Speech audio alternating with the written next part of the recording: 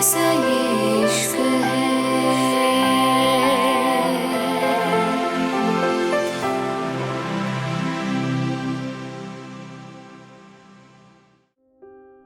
Italy? Rivansh रूहानी को देखते हुए बोला। क्या हुआ? तुम ठीक हो? अचानक से रिवांश की बात पे रूहानी धीरे से बोली, हाँ मैं ठीक हूं। रूहानी ने इतना कह के अपने आसपास देखा था, जैसे वो कुछ ढूंढने की कोशिश कर रही थी, लेकिन तभी अचानक से रिवांश ने उसके सामने पानी कर दिया था। रूहानी ने धीरे से उससे पानी का ग्लास ले लिया था। रिवांश गहरी सांस लेकर बोला, आराम करो, तुम्हें आराम की जरूरत है। रिवांश की बात सुन के रूहानी ने हैरानी से उसको देखा था। तभी अचानक से रूहानी धीरे से बोली, मैं यहां कैसे आई? मैं तो वहां वो आग। रूहानी की बात पे रिवांश उसके सामने बैठते हुए बोला, तुम्हें ये सब सोचने की जरूरत नहीं है, तुम्हें सिर्फ आराम की जरूरत है। रिवांश की बात रूहानी को समझ नहीं आ रही थी। वो समझना चाह रही थी, लेकिन समझ नहीं पा रही थी। रिवांश रूहानी के जिस्म को देखते हुए बोला, कुछ देर बाद फिर से तुम्हारी ड्रेसिंग होगी, तब तक मेड खाना ले आएगी, तुम लंच कर लो। इतना कह के रिवांश चला गया था। रिवांश ने अब तक रूहानी से कोई बात नहीं करी थी। रूहानी इस बात से परेशान थी। रिवांश इतना शांत क्यों था? कुछ देर बाद रिवांश बाहर आ गया था। नीचे मेन हॉल में सब लोग काम कर रहे थे। मार्को, जो कि रिवांश का खास आदमी था, वो जल्दी से रिवांश के पास आते हुए बोला, बॉस, हमने सीसीटीवी फुटेज निकलवा ली है और आप ठीक थे। ये किसी की साजिश है और आई थिंक ये मेम के लिए ही था। कोई उन्हें नुकसान पहुंचाना चाहता है। मार्को की बात पे रिवांश गहरी सांस लेते हुए बोला, सीसीटीवी फोटोज मेरे नंबर पे भेजो और आसपास की सिक्योरिटी और ज्यादा टाइट करवा दो। मैं कोई रिस्क नहीं ले सकता। इतना कहीं रिवांश ने एक बार फिर से चारों तरफ नजर दौड़ाई थी। कहीं कोई यही तो नहीं था? कोई ऐसा दुश्मन जो यहीं हो और रूहानी को नुकसान करना चाहता हो? लेकिन रूहानी तो यहाँ किसी को नहीं जानती। वो एक ऐसी लड़की की जो बिल्कुल पीछे थी। राव्या काफी बोल्ड थी और उसने कई जगह रिवांश के साथ ट्रैवल करा था, जिनमें से एक इटली भी था। क्या कोई रूहानी को राव्या समझ रहा था? लेकिन रूहानी की और राव्या की शक्ल आपस में बिल्कुल नहीं मिलती थी। रिवांश जितना सोचता इतना उलझ रहा था। वो यहाँ अपने दुश्मनों से डील कर रहा था, लेकिन हैरानी की बात तो ये थी, उसकी बीवी के उससे कई ज्यादा दुश्मन थे। रूम। रूहानी के पूरे जिस्म में अजीब सी बेचैनी हो रही थी।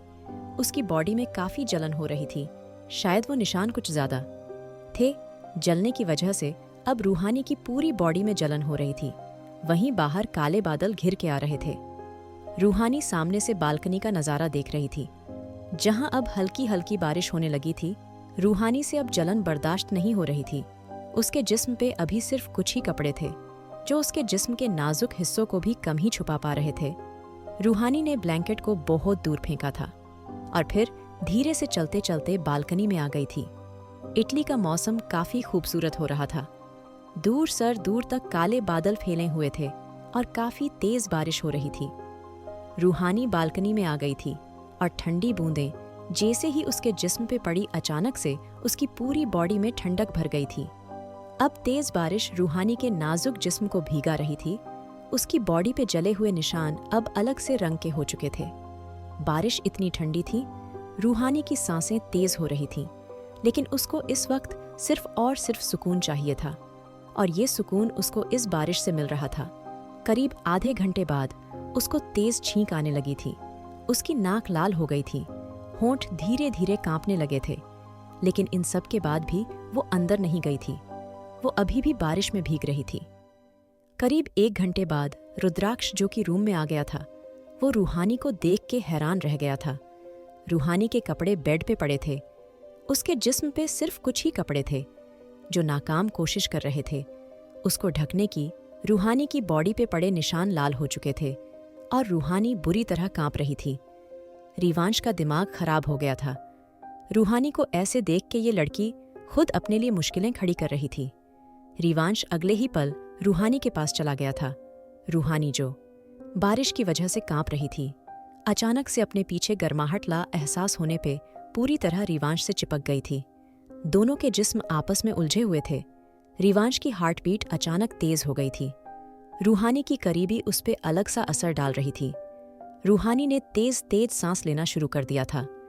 रिवांश, जो बहुत गुस्से में रूहानी के करीब आया था, उसने अचानक से रूहानी की कमर पकड़ के उसको झटके से अपनी ओर करा था। रूहानी एकदम रिवांश के सीने से जा लगी थी। रूहानी को अब एहसास हुआ था वो रिवांश के कितने करीब थी। रूहानी जैसे ही रिवांश से दूर हुई, रिवांश ने फिर से उसको अपने करीब कर लिया था। रूहानी की वजह से रिवांश का एक्सपेंसिव सूट पूरा गीला हो चुका था। रूहानी जो ठंड से कांप रही थी, रिवांश की करीबी से अचानक से उसकी बॉडी में गर्मी आने लगी थी। वो धीरे से रिवांश को देख रही थी। रिवांश के हाथ धीरे धीरे रूहानी के चेहरे पे जा रहे थे और अगले ही पल रिवांश ने रूहानी के चेहरे पे अपनी पकड़ तेज कर दी थी। रूहानी धीरे से बोली, रिवांश। लेकिन रिवांश को उसकी आवाज ही कहाँ आ रही थी और अगले ही पल रिवांश ने रूहानी को पूरी तरह दीवार से लगा दिया था। रिवांश का हाथ रूहानी के सर पे पीछे था, जिससे रूहानी को जरा भी दर्द का एहसास नहीं हो रहा था। रिवांश इस वक्त रूहानी के इतना करीब था, उसकी करीबी से रूहानी को सांस लेने में दिक्कत हो रही थी। जो इंसान कभी रूहानी पे करीब आया ही नहीं था, आज अचानक से वो इतना करीब था। रूहानी सांस लेना भूल गई थी। रिवांश धीरे धीरे रूहानी के चेहरे पे अपनी उंगली घुमाते हुए बोला, क्या हुआ? बहुत शौक है ना तुम्हें बारिश में भीगने का? भीगो। अब बारिश में, इतना कह के रिवांश के झटके से रूहानी को पकड़ के बालकनी की रेलिंग से नीचे कर दिया था। अब बारिश और ज्यादा रूहानी को भीगा रही थी। वो धीरे धीरे कांप रही थी। अगले ही पल फिर से रिवांश ने रूहानी को अपनी ओर खींच लिया था। रिवांश धीरे से बोला, रूहानी मेरी आंखों में देखो। रिवांश की बात पे रूहानी ने धीरे से अपनी आंखें उठाई थीं। वो सर झुकाते हुए कांपते होंठों से बोली, रिवांश मुझे दर्द हो रहा है, मैं बर्दाश्त नहीं कर पा रही, मेरी बॉडी जल रही है और ये ठंडी बारिश मेरे जख्मों को सुकून को दे रही है। इतना कह के रूहानी ने फिर से अपनी नजरें झुका ली थीं। रूहानी की भीग चुकी थी। रिवांश जानता था वो इस वक्त कितने दर्द है और उसका बस चलता तो वो अभी उस इंसान को जला देता जिसकी वजह से आज रूहानी की ये हालत थी। रिवांश के बिना कुछ कहे रूहानी को धीरे से गोद में उठा लिया था। रूहानी रिवांश की उस फिक्र पे थोड़ी हैरान थी, लेकिन इस वक्त उसको रिवांश से यही चाहिए था, इसलिए उसने कुछ नहीं कहा था और फिर धीरे से उसकी शर्ट को पकड़ लिया था। रिवांश ने धीरे से रूहानी को बेड पे बैठा दिया था और बालकनी का दरवाजा बंद कर दिया था। रिवांश रूहानी को देखते हुए बोला, तुम्हारी बॉडी पे जलने के निशान हैं, इसलिए तुम्हें यह लगवाना पड़ेगा, कल तक तुम ठीक हो जाओगी। रिवांश की बात पे रूहानी ने सर झुका के सर हिला दिया था। रूहानी की बात पे रिवांश गुस्से से उसको देखते हुए बोला, वर्ड्स? रूहानी, वर्ड्स? मैं दीवारों से बात नहीं कर रहा। रिवांश की बात सुन के रूहानी ने जल्दी जल्दी सर हिला दिया था। रिवांश रूहानी के करीब आते हुए बोला, लेटो।